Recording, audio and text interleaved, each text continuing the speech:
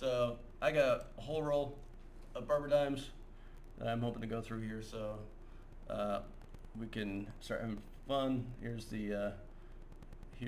the roll, and I'm just gonna toss them in this little bucket, and we're gonna start looking through them. So this was in 1912 or 1913. So, and if you look in the back, so if there was a mint mark, it would be, my understanding would be at the bottom center of the wreath here. But there is no mint mark, so that means that it's a Philadelphia. So this is a 1913 Philadelphia, and looks like that's a very common date. So I'm going to start going through these a little bit quicker. So I'll bring on the next one, see what we got. What do we got? 1912, and yeah, pretty flat head.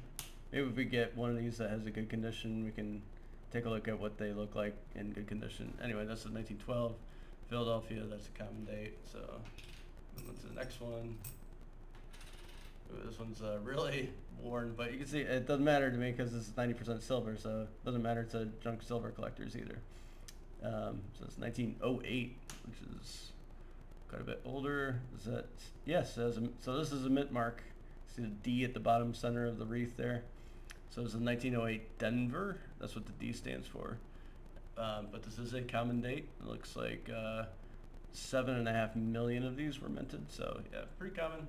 Yeah. So moving right along, here's one really dirty. Let's see if we get any more detail. Yeah, we got a little more detail than the others, which is kind of nice to see. 1914. We have a mint. 1914 Denver. It's got some toning going on there. Nothing to write home about though. 1914 Denver is a common date. 11 million of those were minted. Next one. What do we got here? This one's worn. You can see on the edges that it starts getting worn, very spotty and dirty. 1912. Do we have a mint mark? D. Another Denver. Getting a lot of Denvers. 1912 Denver is a common date. Nothing major there. Here's another dirty one. Very blackened one. 1904. That is our earliest one so far. Let's see if we get a mint mark. 1904 Philadelphia. No mint mark, so it's Philadelphia. 14 million of these were made, so not very rare, and also not very good condition. So perfectly normal junk silver. Wow, this one's really worn. Like the wreath is blending in with the borders of the coin. Before I flip it over, is there no visible mint mark? It's 1906. 1906 Philadelphia is also a common date. So moving on, and this one looks kind of slightly better than the others. 1914 might be G. I don't think it's very good. No mint mark. 1906 is a common date. Yes. So these go to about like, I generally get 1914. So yeah, this one's got those scratches right along the face there. 1914. A little bit decent detail there. So this is probably like a G, a good. I don't think this is very good. Which would be the next grade up. This is kind of cool. You can sort of see you see like right below the date there. You can sort of see I don't know what you call it, but like the reading of the edge there, which was actually on the design. Anyway, 1906 Philadelphia is a common date. So yeah, next coin, 1906, another 1906. Got some decent detail on the head, decent detail on the back, but still pretty common. Yeah, nothing to write home there. Basically, I'm hoping that something will pop out and we'll get something good. 1913, and that is Philadelphia, and that is also a common date. 19 million of those were made. Let's see, 1912. It's got a weird little semicircle in the head. It kind of looks like a moon, a crescent moon. That's 1912, Denver. And yep, 11 million of those were made, but still not any better than melt value. 1904, we've got a few of these. No mint mark, 1904 Philadelphia. As a common date, 14 million of those were made. All right, and another 1912. And that is Philadelphia. Another reason I'm doing this video is just because I'm sort of having fun with this new microscope, this USB microscope that I bought, and it's kind of cool to check it out and use it on the smallest type of coin there is. That's interesting. I almost looked like for a second that there was a mint mark there, but no. So 1907 Philadelphia, 22 million of those were made. So I think it's the most common. Yeah, I think that's the most common year that we've gotten so far. So I'm moving right along. Look how bad shape that is, but still it doesn't matter because it's still 90% silver. I think that says 1893. 1893. Some of these are going to be cool because they may be like this one actually. What I'm seeing on the price guide here, 1893. There's no mint mark. I don't see. Yeah, so 1893 is a slightly better date. It's worth about double. If it was in decent condition, it would be worth about double what the others are. But since it's in such bad condition, it's still not going to be that great. 1893. So there's apparently an error on 1893 P's. That's possible, and if it's got that error, then it could be worth $100 or so. But even I don't know. In this condition, probably not though. So you see the 1893 there. I don't know if we can get any clear picture of that date, but yeah. So basically, the error is, I guess there's a bunch of 1893 Philadelphias that were minted with the 3 printed on top of a number 2. So you would see the ghost of a 2 behind the 3, but this is such in poor shape that it's really can't tell. But anyway, I'm gonna move right along. So 1908. Just assuming that's an 8. Let's move back down to the more recent years. Let's see. If this is a O, then a slightly better date. And it is a Philadelphia. So 10 million of those were minted, so a very common one. Let's see what we got here. 1912. This one's in slightly better condition than most of the other ones that we've seen. 1912 Denver. I think we've got a few of those. 1912 Denver. Yes, 11 million of those were minted. Still fun coin. Still pretty cool. All right, next one. 1913. And is there a mint mark? Nope. 1913 Philadelphia. As common as it gets, I'm guessing. Yes, 19 million of those were made. All right, let's do the next one. Another 1913. And it's kind of interesting toning, slightly brown color on the fields, but not on the details, which is interesting. Usually it's like one toning for the whole thing, but you see the fields in the back are like sort of brownish color, but the actual coin details itself are the silver color, which is kind of interesting. All right, next up. Whoa, this is really, I don't know, in real life this looks even more worn than it does on the microscope, but yeah, it's 1912 and Denver. Yeah, we've gotten a bunch of those. And so, nope. But this one, 1913. A lot of pock marks on the face. And that is 1913 Philadelphia. So it's 19 million is, yeah, as common as it gets. And, all right, what do we got here? 1913, same as last coin. And we got, and it's Philadelphia, nothing crazy.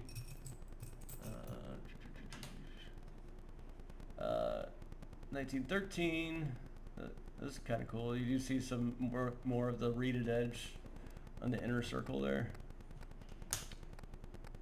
It's got a little bit more of the detail. Well, you can actually see the lines and leaves, So it's actually got pretty decent detail to it.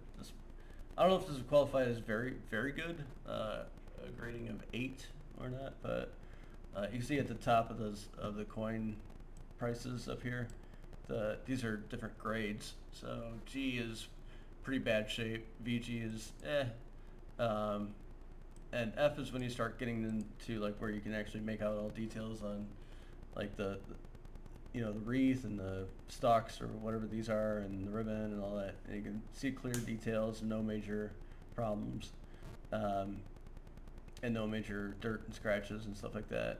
So yeah, generally don't really expect Fs and VFs and junk silver. If you do, then definitely want to pull them out. I don't think we've had a 1916 yet. If it's an, I guess that actually doesn't matter. If it's an S or not, but it is a P. It's a Philadelphia, because it lacks a mint mark, and that is common. 1914, and no mint mark. So Philadelphia, 17 million of those were made. So again, these are junk silver purchases, and I'm buying them because of the silver content. So I'm not expecting key dates. I'm not expecting, super high grade coins here. I'm basically doing this just in case there's something missing. But it is also really cool, kind of cool to go through some of these super old coins. I mean, these are like, what is this one? 1904, right? 1902. So this one's at the time of this recording. This one's about 119 years, 119 years old, which I think is pretty awesome. So the next one is Barber, 1916. No mint mark. That's a common. This is actually 1916 is actually the final year of the Barber dime. After these guys were minted, the next year they switched to the Mercury dimes, which I showed at the beginning of the video. So they minted a lot of them in 1916. That is a really worn out one. 1899, a 122-year-old coin. 1899, I'm assuming, is a very common coin. There's no mint mark on the back, right? There's none.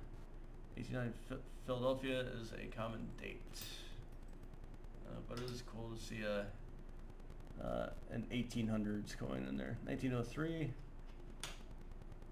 and no mint mark. I said that was 1903, right? Yep, 1903 Philadelphia. Yeah, very common. And this is 1906. And let's say common date, because that's Philadelphia, right? Yeah, Philadelphia. Very dirty, but got some details to it. Pretty scratched up though. Next, we got 1899. We were just looking at that. 1899 is a very common date, unless it's an O. Actually, if it's got any mint mark, it will be worth something, but it's got no mint mark, so very common coin. Next up, interesting toning to it. Or is that just dirt? Yeah, I think that's just dirt. Okay. 1911. That's our first 1911. Looks like anything from 1911 is common. Even San Francisco. That's interesting. So San Francisco is like 1/3 the mintage of the Philadelphia, but it's still melt value. That's a very interesting. It's weird. It's got some luster to it still, which is really kind of cool. But as you can see, it doesn't. Yeah, I don't know. It's very scratched up, very dirty. Yeah, I don't know. It's kind of a weird coin, to be honest. Let me pick it up and. Can I do this in front of this camera here? It's not a lot of light there, but.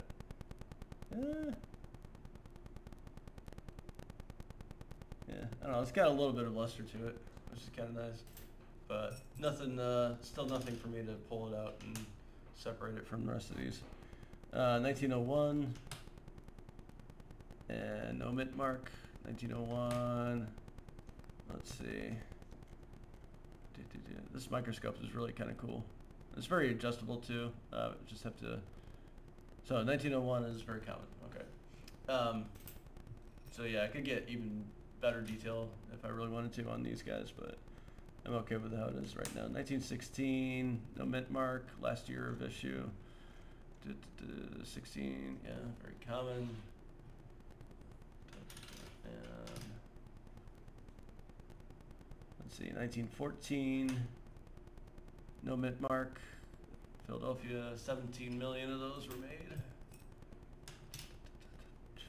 1904. I mean, it's part of this is like, for me, is just kind of interesting historically too. If you think about it, just these weird things that you think about while you're looking at these guys. Is that like, this is a 1914 dime, right? When this dime was minted, it probably happened before Franz Ferdinand was assassinated and World War One kicked into gear. So it's like, when this was minted, World War One was in the future, and World War Two was like, and everything that came along with it, which feels like ancient history to us now. That's all stuff in the future, hasn't happened yet. There's no internet, no phones, no whatever. It's just like, yeah, when these things were minted, when these things were born, they're just like a whole different world. It's just a whole different world. 1911 D. Yeah, that's a common date. This one's kind of got some shininess to it, but not a lot of detail. Not the worst detail of like the ones we've been looking at, but still not great. Anyway, let's move on to the next one. 1911 again, just like the last one. This one's in Denver. Common date, 11 million of those were made. So the and the Barber dimes are the like first. They're the oldest series of dimes that you have, that where you can get junk silver out of, because the ones before Barber dimes, they're called Liberty seated dimes, and I do have those, but I don't have those out here to show you. But that's where you start getting into like, they're so old and they weren't minted in like nearly as much quantity, and the number that have survived up to this date are enough where their coin collecting value, otherwise known as numismatic value, is higher than the melt value. So like your common date Liberty seated dimes are like, they start, still not super expensive, like $14, maybe $12, somewhere in that range. Whereas these like common date Barber dimes, I mean, I'm able to get them for like $3 a piece, but I usually see them like, you can see in the price guide in the background there that like the lowest grade common dates are like $4.50. So, which is not unusual. I've seen that a lot. I see them upwards like even ones that look like these guys, like this crappy quality here, like will go for about $5 just because they're older. The more popular junk silver dimes are the Merc dimes. What is this? 1907 Denver. The more popular junk silver dimes are these guys, the Mercury dimes. Like these are probably the ones that get the most sold. And I have like 3 rolls of those, but I'm probably not going to do videos on them, but because that would take a long time. But yeah, and they are really cool coins. I do have a lot of those. But the Barber dimes are like, they're even older, and it's kind of, I don't know, to me they're a lot cooler. The Mercury dime design is way better, obviously. I don't think there's much, even though it's a subjective thing, I don't think I've met anybody who would disagree with that. 1908 D, it's only 7.5 million, but it's still a common date apparently. Personally, I find the Barber dime designs pretty mediocre, but it's just the age, and they're still really cool. I have no problems with them. Like if you were to offer me like, hey, would you rather have a Merc dime or a Barber dime? I'd be like, Barber dime. Give me that history, baby. Wow, this one's really torn up, but still a Barber dime. I think that says 1899. Flip it over. It doesn't look like there's a mint mark. Yeah, I think we saw that 1899s are common. Yeah, 1899 Philly is common. If there was an O or an S, I don't think we've seen a single O or a single S yet in any of these. But for 1899, if this were an O or an S, it'd be a slightly better date. In that condition, it would still probably be a common though. Still probably be in junk silver. But all right, so what do we got here? 1904, Philly. We've seen a bunch of those, I think. 14 million of those were made. Those. Decent detail. Not a ton of scratching up. I think that's some dirt or whatever around there. What's the date on it? 1909. It's a very meaningful date for pennies. Not so much dimes though. 1909. Philadelphia. Yeah, 10 million were minted. So, all right. And the next one up, we got say 1912. Got some cool toning on around America and underneath the United States there. That's pretty cool.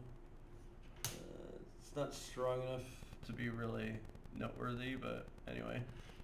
So it's 1912 Philadelphia. Yeah, 19 million of those were made.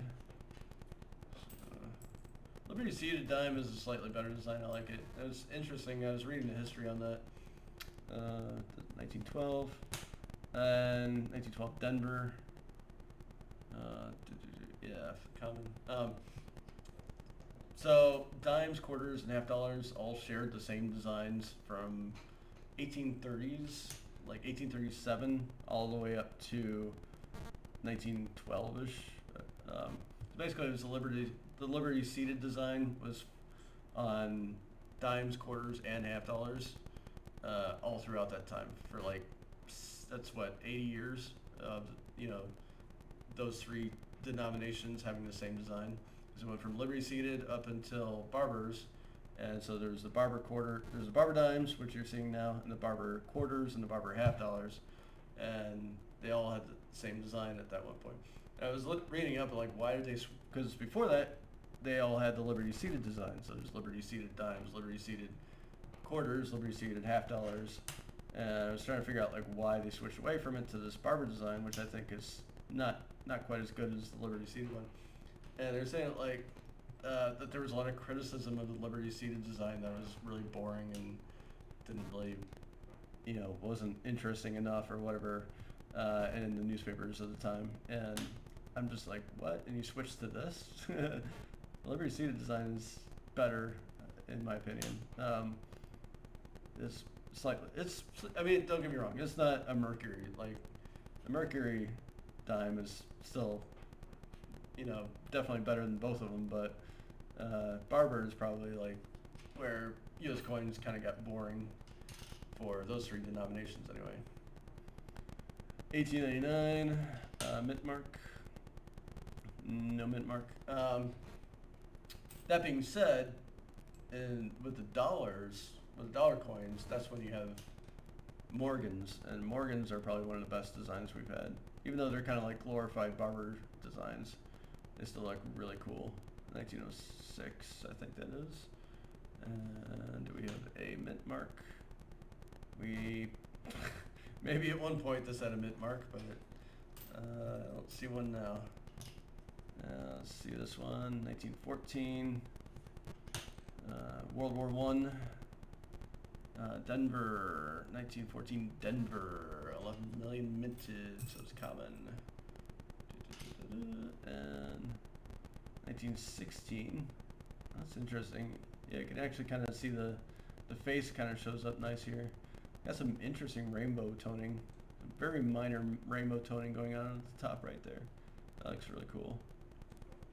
Yeah, look at the backs. Yeah. Got a slight hints of that rainbow toning still, which is really kind of nice. Back over. Very interesting reflective surfaces here. 1916. Yeah, common date. So moving right along. 1914. Denver. Yeah, very common date. If it was a 1914 Denver penny, I would be very happy. But 1914 Denver dime is not worth that much. I don't think we've got a 1915 before, so let me look at that. If there's an S, we're good. If it's P, then whatever. Oh, okay. That's our first find. Oh, okay. I mean, I'm just kind of surprised because I'm used to seeing nothing but like the most common denominations here. But this is what they would call a better date. You wouldn't call it a key date because it's not a huge deal or anything, and it's not a great condition coin. But it is a better date. Less than 1 million of these were made. 1915 San Francisco. So that's it's our first S coin, I think. So that S right there stands for San Francisco. And you can see on the price guide there, less than 1,960,000 of these were made. And they're worth about double what a normal one is. So I think I'm actually going to set this one aside. Because I think the condition could qualify as a G or a BG. I think it's worth taking out of my junk silver collection, maybe putting it in a flip and putting it in my binder.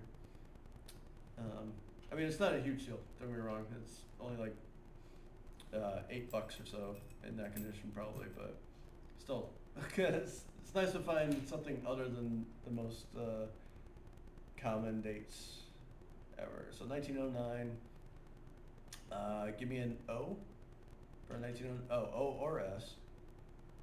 Actually, give me any mint mark and I'll be happy.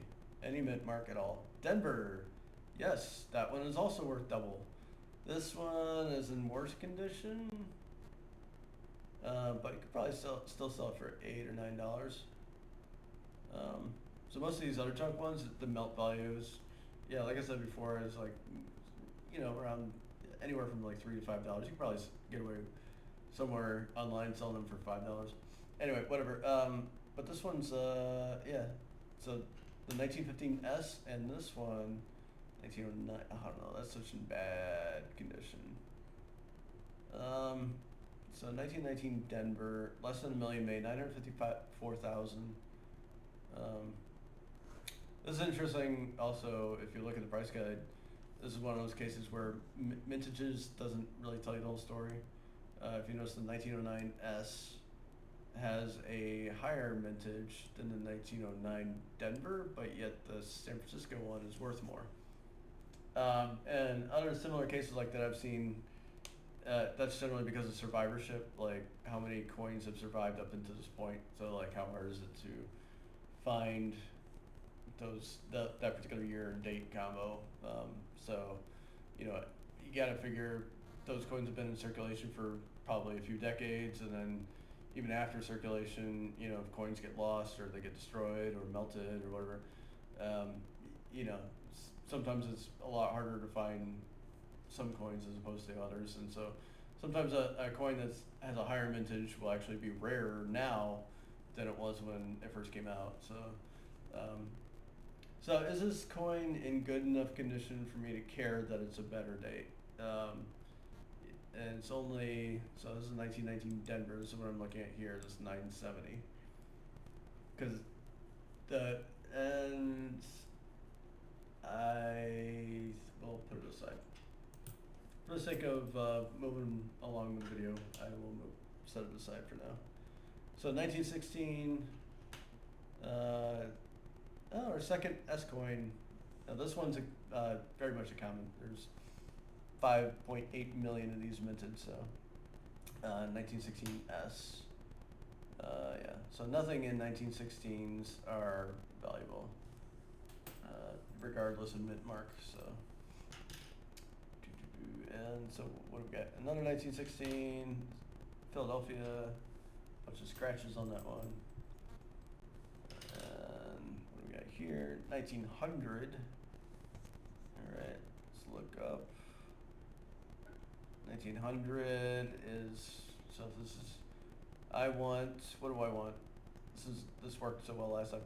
You see this, again, like I said before, like that 09 Denver that we pulled out worth like $9.70, and there were I messed up.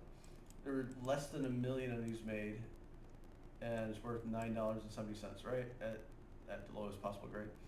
You look at 1900, and there's 2 million, so more than double 1900 from. Whoops, I didn't mean to click on that. More than double were minted in 1900 from the New Orleans Mint. That's what the O stands for. And yet it's worth more than double the price. So it just goes to show you survivorship has a big impact on coin numismatic value, or just general value of the coin. So anyway, 1900. So excuse me. No mint mark. So yeah, it's a very common one. 1900 Philadelphia is a common. So don't think we have too many left. Looks like we got 3 left. Well, this one's really bad shape. Be fun if this were like a really rare coin. But it looks like nothing in 1902. Well, 1902S might be kind of fun. 1902, it doesn't look like there's any mint mark there. So, okay, so that's common. Alright, one of the last, down to the last few here. 1915. Oh, come on, give me another 1915S. Wouldn't that be cool? Is there another mint mark that I care about? 15. No, it's just S. Okay, let's see if we get an 1915S. Nope, Philadelphia. And those are common, so yeah, I don't really care about that. So I think this is the penultimate Barber dime of the roll. 1912. I was gonna like break out some of my Barber quarters and sort through those in this video, but this video's already gone on too long, so I'll just save that for another video. 1913. This is the last one, right? Yeah, 1913 Philadelphia. Cool. All right, so excuse me, I'm coughing up a storm here. So yeah, a whole bunch of common dates. I'm just gonna push these out, move these 2 out of the way. Put these under microscope. Lots of cool Barber dimes. Anyway, lots of common dates, which is to be expected. I mean, it's junk silver. That's what I bought them for, what I expected. So I am not disappointed. So any better date that I've got, I'm surprised by. So, which is cool. Which is why I pulled out these 2. This completely crappy 1909 Denver and 1915 S, which are both like one step above common. So they're not like super common, but they're also not super valuable either. So, and neither of them are in that great a condition. But hey, I'll take it. It's kind of cool to find those in junk silver purchases. So next time I'll probably be doing quarters of some sort, or something else. I don't know, whatever I feel like. This microphone's kind of fun to play with, so this is the first time I'm really using it. I just got it like a week ago, and I've been stuck doing other stuff. So this is the first time I'm really putting it through its paces. So anyway, hope you enjoyed that. I'll talk to you next time.